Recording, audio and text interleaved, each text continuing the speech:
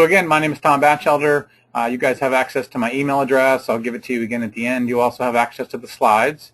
We also have some tools and templates on the website, cib.com/salesinnovation. You can also Skype chat me. You can link into me. You can call me. You can text me.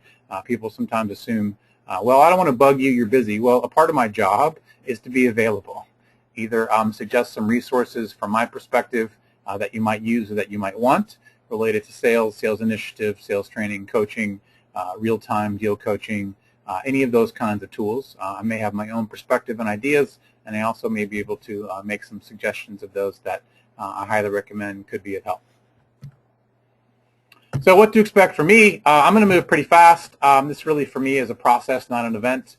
In 30 minutes, I'm not going to change anybody's life. I'm going to give you a couple of things to think about and also be available for some questions while we're here. This isn't super interactive because I have to mute you all because there's always somebody with a dog barking or driving on the highway. So this is less interactive than I like. However, you all can send me an email. We can schedule a phone call. We can have a conversation.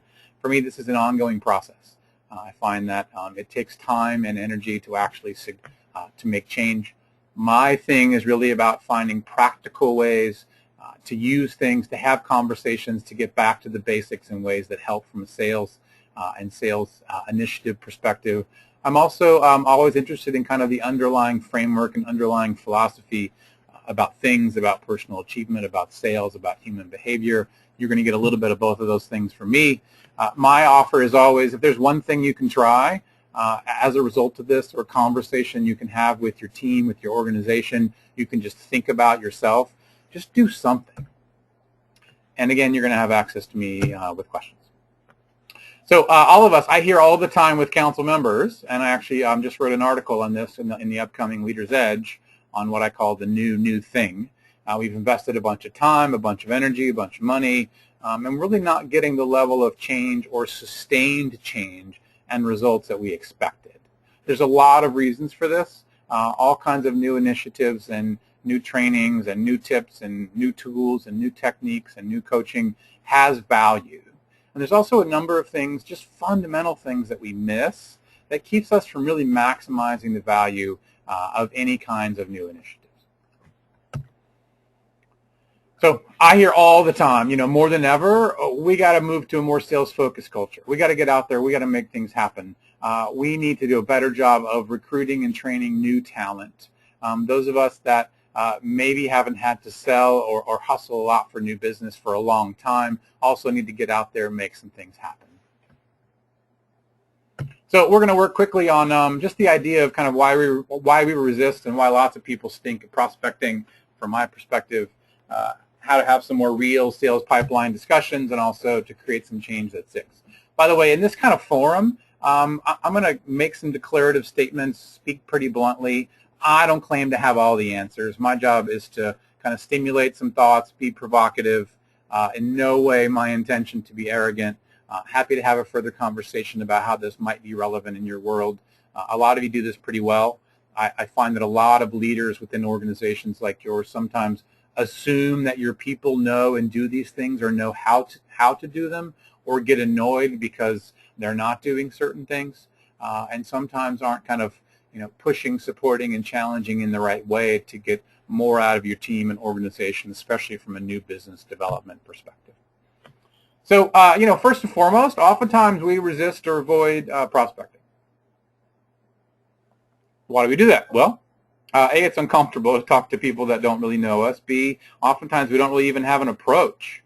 Or if we haven't done it in a while, we don't really know. Sometimes we're not very effective at writing a good email. We don't know how to best leverage tools like LinkedIn.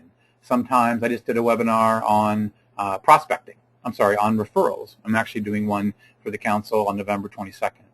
Well, why don't we do a better job of asking for referrals? Well, we don't want to look weak. We don't want to look desperate. We oftentimes don't quite know how to ask, or we're just inconsistent about it, or we forget to ask. So just remembering that there are reasons and ways in which we resist or avoid things like prospecting, and just, the idea of we'll just suck it up and go do it doesn't necessarily always work. And also oftentimes we don't really have an operating framework.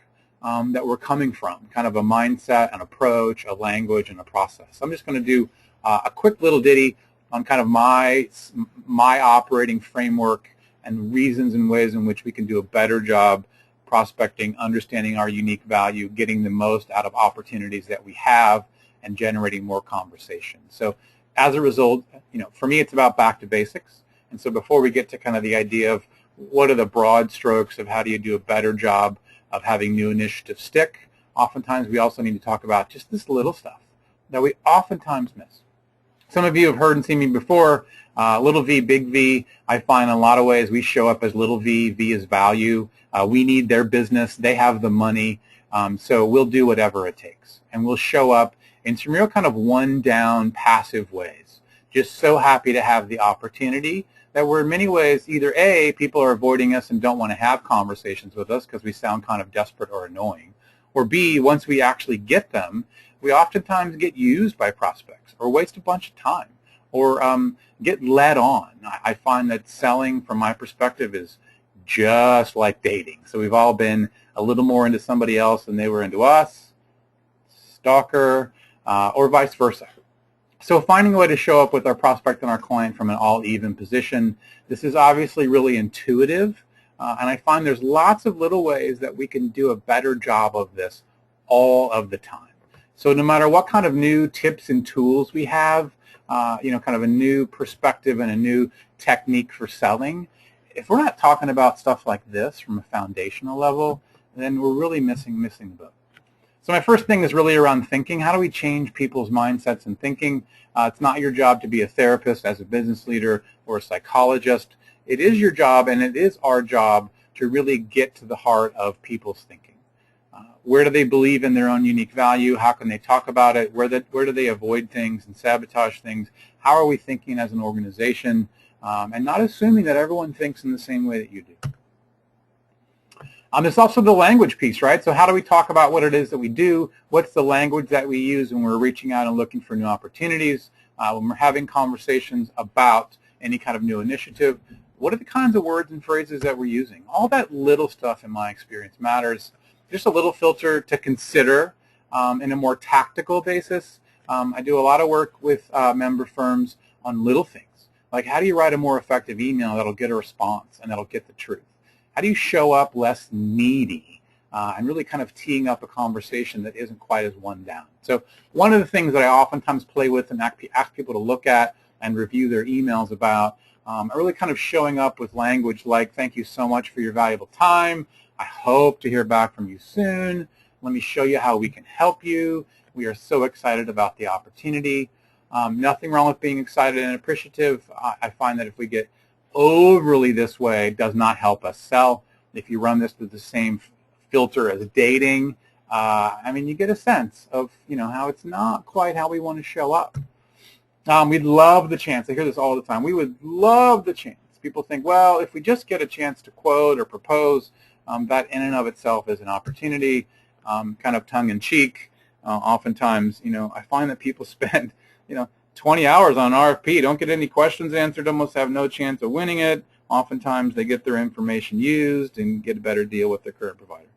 So I'm interested in finding ways to show up as equal V, not get used, finding ways to create a sales process and approach and mindset that no matter what your overall new initiative is, if these pieces are not in place and we're not working on this little stuff, then some of the bigger new initiatives or a new CRM system or a new technique for kind of how we use a certain color sheet for an account planning or doing a complex sale, which is all great, if we're not focused on little stuff like how do we show up and how do we talk, then it kind of gets lost.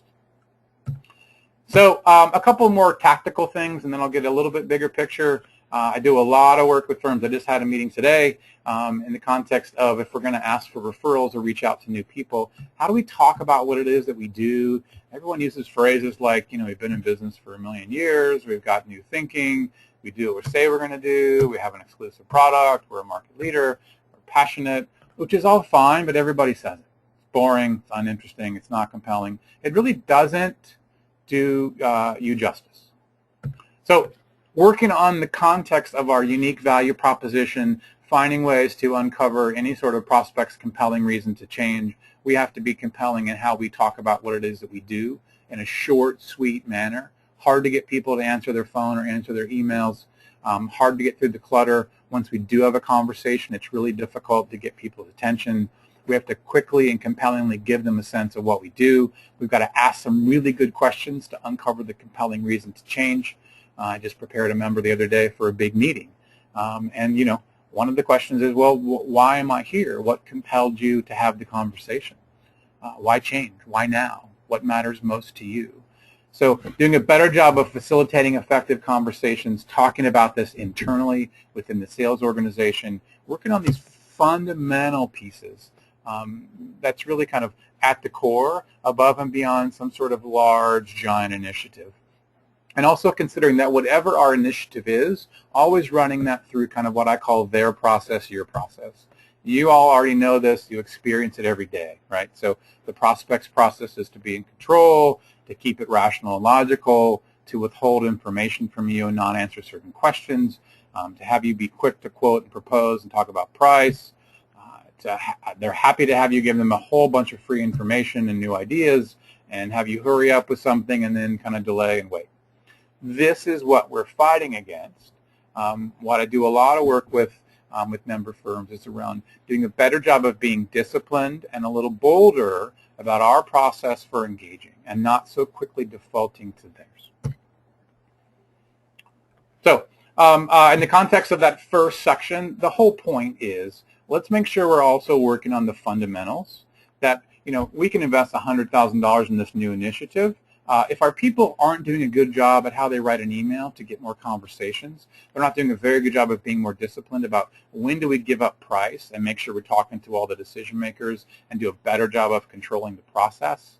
All that little stuff, if we're not working on that, let's be careful about spending a whole bunch of time and energy on kind of the new thing, just because we're frustrated.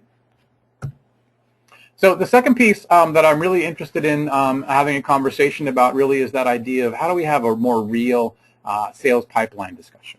How do we have more honest conversations, especially as it leads into what else do we need as an organization? What kinds of new initiatives do we need to create and we need to focus on and support and challenge each other on? All of you, I'm assuming, in some way, shape, or form have business development pipeline meetings. I find that oftentimes everybody is, you know, happy and claps and talks about how awesome everything is. Everyone wants to look good in front of the boss, assuming that you're the boss. You're oftentimes not getting the truth. There's a fine line between being excited and positive and also being delusional. So we don't want to make people look bad, but I'd like to have a much more clear and honest conversation about what the opportunities actually are. By the way, if you're hearing a little hammering in the background, I guess they're doing a little remodeling upstairs, so I apologize for that. Okay, and also as I'm going through this, if you guys have any questions, feel free to write a note in the questions box. If I can get to it, I'll definitely try. You also have access to me to have a follow-up conversation. So when we're working on new initiatives and having conversations within our team, oftentimes we get stuck talking about the opportunity versus our process. I did a whole thing on stalled deals. One of the most tangible ways to kind of use me as a resource and some of the tools that I suggest for you as a council member would be how to get a response and get the truth to stalled deals. And it's a great opportunity to do a better job of describing ideal client. You may assume that your team and your organization knows what an ideal client looks like and can consistently and compellingly talk about your ideal client and your unique value. And that's really not a very safe assumption. There's a book, Moneyball by Michael Lewis. I'm sure a number of you have read. It's also a movie that just came out. I highly recommend it. In the context of baseball, it talks a lot about process versus outcomes. So I hear all the time from member firms, this is a huge opportunity. You know, this could really make my year. This could really, you know, double my book of business. You know, great opportunity, super excited about it. Nothing wrong with being excited about the opportunity, and it doesn't ever help us sell. Our job is to focus on our process, having a good at bat, knowing when to swing, knowing when to let something go, doing a better job of how we have conversations, ask questions, paint pictures about what's different for us. Let's focus on our process and not spend so much time kind of getting really excited about the great opportunity that we have in place. Nothing wrong with being excited. Our excitement does not help us sell. I know you guys know this, and oftentimes, especially folks that work for you and with you, they don't do a very good job of this. So when we're having conversations as a filter within the sales process and sales conversations, I like to use a filter like, okay, what do we know? At this point, what do we specifically know about what they've told us or what the opportunity is or who the prospect is? And what don't we know? So also being willing to have a conversation. What have we not yet uncovered? What do we also need to better understand about their motive, about who else cares? What at this point don't we know? And then what's next? What's our next step? Do we leave the meeting with the next conversation? What's next? Again, at the risk of being repetitive, in the context of any sort of larger initiative or new sales tool, really making sure that we're also weaving in some fundamental filters. How do we show up as big V to big V? How do we have a more honest conversation about what really is in our pipeline? And really also kind of, what do we know, what don't we know, and what's next? Focusing on our sales process. The second piece, and this is relevant all the time, especially in business development, pipeline meetings and conversations, is stalled deals. Had a meeting, had a great conversation, everything went really well, and then nothing. So you can have all the big initiatives in the world. Why don't we start with focusing on stalled deals? How do we get a response and get the truth when we've been avoided or being lied to? I'm not going to get into this in detail. I have a number of examples on a website, which is stalleddeals.com. It's totally free. There's also examples on the council website. So one of the things, the last webinar that I did was just on this topic. Let's move things in and out more quickly and compellingly within the context of our sales process. Final thing here before we get into the bigger picture, any kind of conversation or sales meeting or new initiatives is a great opportunity to continue to reiterate and support and to challenge everyone in the organization to be clearer and consistent about what our ideal client looks like, framing our unique value in their world, in our prospects' world. Typically what an ideal client looks like is people I find are really afraid to be too specific. It's something about kind of the human condition. I work with a number of member firms to help them craft a more unique value proposition using just really simple filters like pain. What's going on for them? What are they struggling with? What are they looking for? What are they open to? In order for someone to be a good fit, what do they need to be open to? Like I said, don't assume that anyone that works for you and with you is really good at this. This is something that we're afraid to talk about because we think that we're supposed to know and we think that, well, everyone else knows, or we don't want to insult someone's intelligence because we think, because they, we don't want to put them on the spot. Focusing on what an ideal opportunity is and being repetitive, especially as a leader of the organization, repetition here is key. At the risk of being annoying, at the risk of stating the obvious, really being repetitive about what kinds of opportunities are we looking to attract. I have an adage, you attract what you define and you get more of what you tolerate. As leaders of an organization, I can only imagine that you are less tolerant and waste less time on the kind of opportunities that are not the most effective, on the kinds of meetings and conversations that really are a waste of your time. And I imagine that you're able to attract high-level prospects and clients. There are folks that work with you and for you that are not as good at this, that are not as definitive about what they're looking for. They don't even know sometimes. And they're super tolerant of getting kind of jacked around, of wasting time and energy, of getting lied to, of just being happy to have the opportunity to quote on some business. If you guys have any questions or any comments, any of this relevant for you, any kind of questions about it, any part of it you love or you hate, feel free to shoot a note in the questions box.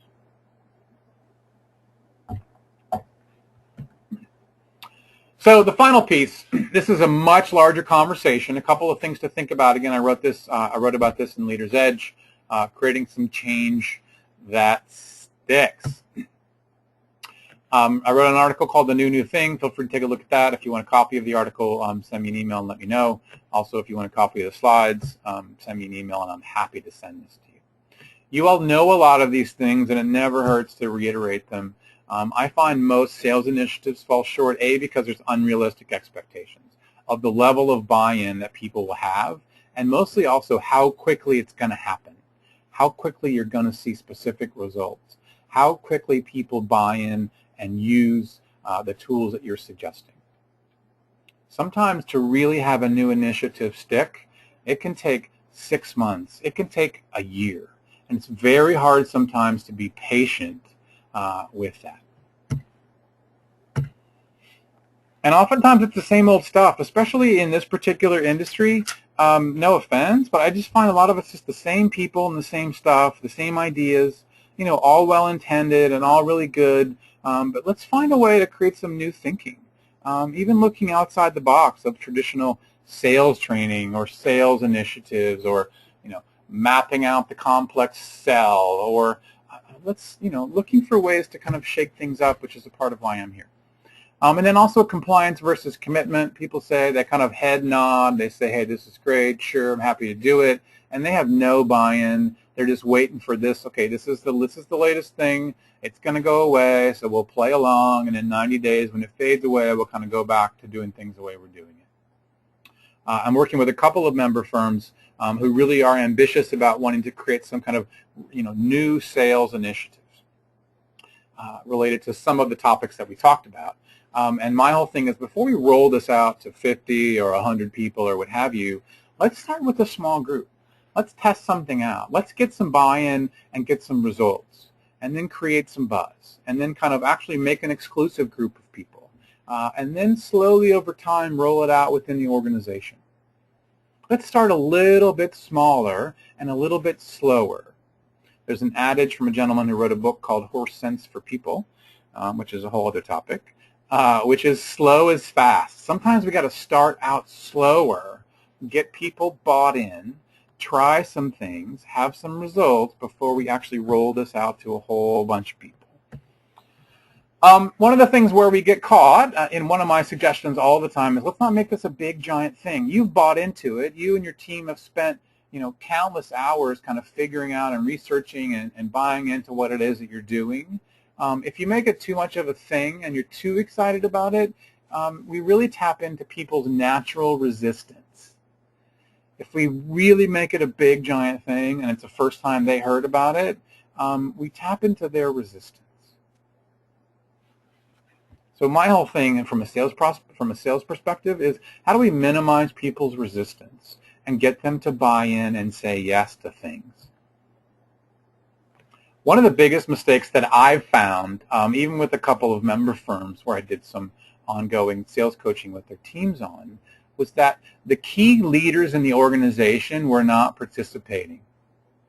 So their thing was, well, okay, I got this figured out, but my team needs help prospecting, or my team needs help doing this. I don't need to be involved. Okay, sometimes that might be true, but oftentimes if we're going to challenge the team to be more disciplined, to be more bold, to do a better job of letting go of things and pushing back on things, and really working on how they describe their ideal client. As a leader, the more you can get into this with them, admit that you don't have it all figured out, show some vulnerability, show that you're also willing to learn and grow no matter how successful you have been and you are. This goes a long way. Some of you do this really well and you get it. Some of you might not have done this so well in the past. The final piece for me is, let's talk about what no one else is talking about, right? So whenever I'm helping someone to roll out a new initiatives, the first thing we can put on the table is, I know that you all have experienced new initiatives, and you say, okay, great, we're going to kind of nod our head and we're going to do it for a while, and it's going to end up kind of going back to the way things were. Let's talk about that. Let's talk about the ways in which you're going to be involved. Let's talk about kind of what's going on and get their questions, their comments, even kind of making it okay to resist. The fear is, well, if we open up the floor to get people who don't have a great attitude, then it's kind of derail everything. Maybe, but sometimes if we actually get everyone, if we give them a chance to share, if we can minimize the resistance, if we can have an honest conversation about, okay, how do we make this different? Let's talk about what didn't work in the past with our new initiatives, and let's find a way, in a really simple way, to get everybody more bought in. Let's do something different. A couple of final thoughts. So sometimes we just need to slow down, talk to your people, dig a little deeper. Sometimes, some sort of spending a bunch of energy and a bunch of money on some sort of big, giant new initiative or big, giant technology tool, maybe that isn't actually what you need.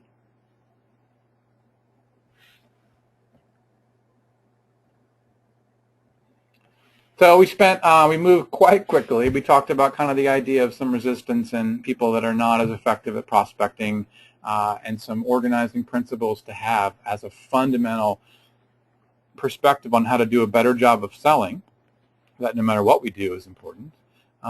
Let's have a little more kind of honest conversation in the context of sales pipeline discussions. Give you a couple of things to think about there related to really looking at stalled deals, doing a better job of talking about what our ideal client looks like, and also let's talk about, what do we know, what don't we know, as opposed to, hey, this is an awesome opportunity that we're so excited about. And then just a couple of reminders. This is a larger conversation. I'm happy to be available to have it further. How do we create change that sticks? How do we do a better job of modeling behavior, of not making it a big giant thing, of having an honest conversation and minimizing people's resistance, of being realistic about how long it takes to have behavior change stick?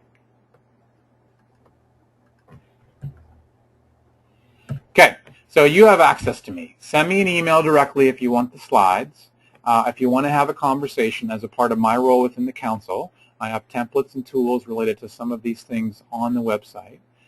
You have access to me. We can schedule a phone call. We can have a conversation. You can send me an email. If you have a question, send me an email. If you want the slide deck, LinkedIn is also a great way to connect with me, so link in with me if we are not yet linked in. Also, we have a webinar coming up on the 22nd, which is much more tactical, kind of the next level of doing a better job of getting more referrals and turning them into appointments. I have my own kind of ideas and best practices around how do we do a more consistent and a more effective job at this. I won't get into it in detail. You'll get an invitation to this. Just wanted to lay that out there, remind you that that is happening in a couple of weeks. So again, send me an email if you want the slides, if you have any questions. I know we moved pretty quickly today, and we are just out of time. So I trust that there was something here that was valuable, and I will talk to you all later, and have a great day.